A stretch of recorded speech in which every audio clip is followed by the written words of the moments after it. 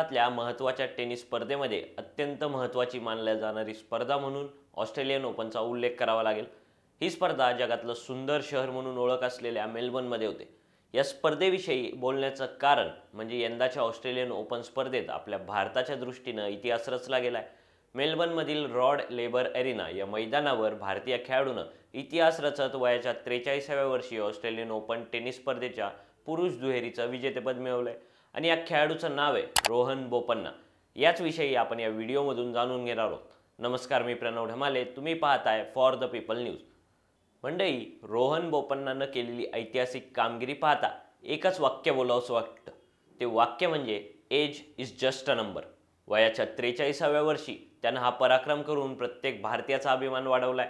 मेलबर्नच्या rod labour एरिनावर शनिवारी 27 जानेवारीला भारतीय टेनिसपटू रोहन बोपन्ना आणि त्याचा जोडीदार मॅथ्यू एबडेन यांनी ऑस्ट्रेलियन ओपन टेनिस स्पर्धेच्या पुरुष दुहेरीचं विजेतेपद मिळवलं। बोपन्नाच्या जोडीनं फायनलमध्ये इटालियन जोडी बोलेली आणि आंद्रिया वाउसोरी यांना 7-6, 7-0, 7-5 अशा सरळ सेटमध्ये पराभूत केलं। यासोबतच बोपन्ना वयाच्या 43व्या वर्षी ग्रँड स्लॅम जिंकणारा खेळाडू ठरलाय। विशेष म्हणजे हे ग्रँड स्लॅमचं पदक बोपन्नाच्या कारकिर्दीतलं पहिलं ग्रँड स्लॅम आहे।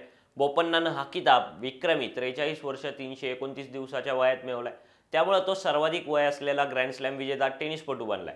बोपन्नाच्या या विजयात आणखी एक महत्त्वाची बाब म्हणजे याच ऑस्ट्रेलियन ओपन स्पर्धेदरम्यान तो जगातील नंबर 1 डबल्स टेनिसपटू बनला। बोपन्नाच्या या ग्रँड स्लॅम विजयाची स्टोरी अभिमानास्पद वाटत असली तरी ती तितकीच किंबहुना त्यापेक्षाही जास्त खडतर आहे। बोपन्नाचा हाच प्रवास थोडा उलगडून पाहू। भारतात सुरुवातीच्या काळात योग्य दिशा किंवा मार्गदर्शनाचा अभाव असल्यानं तरुणांना कोणता खेळ निवडावा हे लक्षात येत नव्हतं। रोहन बोपन्नालाही त्याचा फटका बसल्याचं पाहायला मिळालं। लहानपणी त्याला हॉकी आणि फुटबॉल खेळायला आवडत होतं। बोपन्नाचे वडील MG बोपन्ना कॉफीची शेती करायचे आणि आपल्या मुलानं सांघिक खेळाऐवजी वैयक्तिक खेळ खेळावा अशी त्यांची इच्छा होती। त्यामुळे वडिलांच्या इच्छेमुळे बोपन्नानं टेनिस खेळायला सुरुवात केली। त्यानं 2003 मध्ये एकेरीच्या स्पर्धांमधून व्यावसायिक करिअरला सुरुवात केली। रोहनला एकेरी स्पर्धांमध्ये म्हणावं तसं यश मिळत नव्हतं, त्यामुळे त्यानं डबल्स खेळण्याचा निर्णय घेतला। 2010 मध्ये बोपन्नानं पाकिस्तानच्या अतिशाम अल-हुक कुरेशी बरोबर जोडी बनवली होती। या जोडीनं अनेक स्पर्धांमध्ये अलौकिक यश मिळवलं। ही जोडी त्यांच्या करिअरच्या सर्वोच्च शिखरापर्यंत पोहोचत असतानाच भारत आणि पाकिस्तानच्या संबंधांमध्ये तणाव आला आणि त्यामुळे त्यांना ही जोडी तोडावी लागली आणि बोपन्नाचं जगज्जेते बनण्याचं स्वप्न पहिल्यांदा बंगलं। त्यानंतर बोपन्नाच्या कामगिरीत सातत्यानं घसरण होत होती, त्यामुळे एक क्षण तर असा आला होता की त्यानं निवृत्ती घेण्याचा विचारही केला होता। याबाबत बोलताना स्वतः रोहन बोपन्ना सांगतो की एक वेळ अशी आली होती जेव्हा मला 5 महिने एकही सामना जिंकता आला नव्हता। मला माझं करिअर संपलंय असं वाटू लागलं होतं, पण कोचनं माझी साथ सोडली नाही। सातत्यानं माझ्याकडून कठोर परिश्रम करून घेतले आणि त्यामुळेच आज मी इथवर पोहोचू शकलो। वय वाढल्यानंतरही फिट राहण्यात फिजिओची महत्त्वाची भूमिका होती। गुडघ्याची दुखापत त्याच्या खराब कामगिरीसाठी सर्वाधिक जबाबदार होती।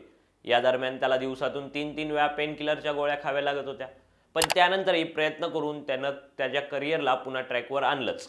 बोपन्नानं हार मानली नाही, तो पुन्हा उभा राहिला।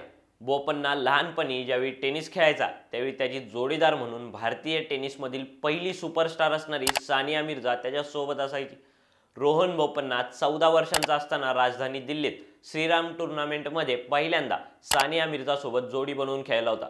यात सानिया मिर्झासोबत गेल्या वर्षी झालेल्या US ओपनमध्ये बोपन्ना सहभागी झाला आणि भारताच्या या जोडीनं अंतिम सामन्यात धडक मारली। यावेळी बोपन्ना आणि सानियाच्या पदरी पराभव पडला। त्यानंतर यात सानिया मिर्झासोबत बोपन्ना पुन्हा एकदा ऑस्ट्रेलियन ओपनमध्ये उतरला। या ऑस्ट्रेलियन ओपनच्या फायनलमध्येही त्यांनी धडक मारली। हा ऑस्ट्रेलियन ओपनचा अंतिम सामना सानिया मिर्झाच्या कारकिर्दीतली शेवटचा सामना होता, त्यामुळे बोपन्नाला हा सामना अविस्मरणीय बनवायचा होता। मात्र सानियाच्या अखेरच्या ग्रँड स्लॅम स्पर्धेत या दोघांना विजयी कामगिरी करण्यात यश आलं नाही।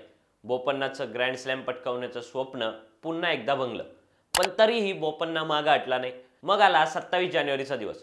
रोहन बोपन्ना आणि मॅथ्यू एबडेन ऑस्ट्रेलियन ओपन पुरुष डबलची फायनल खेळत होते।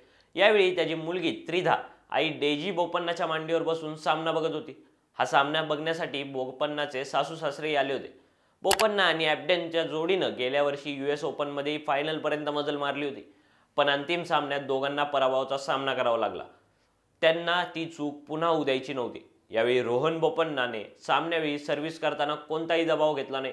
शिवाय नेटवर बोपन्नाची चपळता एखाद्या युवा खेळाडूला लाजवेल अशी होती। शॉट्स खेळताना मेंदूचा चांगला वापर त्यानं केल्याचं पाहायला मिळालं. अनेकदा समोरचे खेळाडू डाऊन द लाईन शॉट येईल अशी अपेक्षा करत असताना बोपन्नानं क्रॉस शॉट खेळत त्यांना हतबल केलं आणि अखेर बोपन्नाच्या 2 दशकांच्या टेनिस कारकिर्दीला यश आलंच. सामन्याच्या शेवटच्या क्षणात विरोधी खेळाडूंना डाऊन द लाईन शॉटची अपेक्षा असतानाच बोपन्नानं क्रॉस शॉट खेळला आणि शॉट खेळताच आत्मविश्वासानं गुडघे जमिनीला टेकवले, हात हवेत भिरकावले आणि पाणावलेल्या डोळ्यांनी जीवनातील सर्वात मोठ्या क्षणाचा आनंद साजरा केला. अखेर 43व्या वर्षी बोपन्नानं ग्रँड स्लॅम पटकावलं. बोपन्नानं विजेतेपद मिळाल्यानंतर जेव्हा कुटुंबाकडे पाहून त्यांचे आभार मानले त्यावेळी मुलगी त्रिधाचं हसू पाहून बोपन्नाच नव्हे तर मैदानात बसलेल्या प्रत्येक प्रेक्षकाच्या चेहऱ्यावरही हसू उमटलं आणि स्मित हास्य चेहऱ्यावर ठेवत मैदानातील आणि मैदानाबाहेरील प्रत्येक टेनिस चाहत्याच्या तोंडात एकच वाक्य होतं, age is just a number. तुम्हाला रोहन बोपन्नाच्या यशाची ही स्टोरी कशी वाटली ते कमेंट करून सांगा. सोबतच आणखी कोणत्या खेळाडूविषयी तुम्हाला ऐकायला आवडेल तेही आम्हाला जरूर कळवा. व्हिडिओ आवडला असेल तर लाईक करा आणि अशाच आणखी नवनवीन व्हिडिओजसाठी फॉर द पीपल न्यूजला सबस्क्राईब आणि फॉलो करायला विसरू नका. धन्यवाद.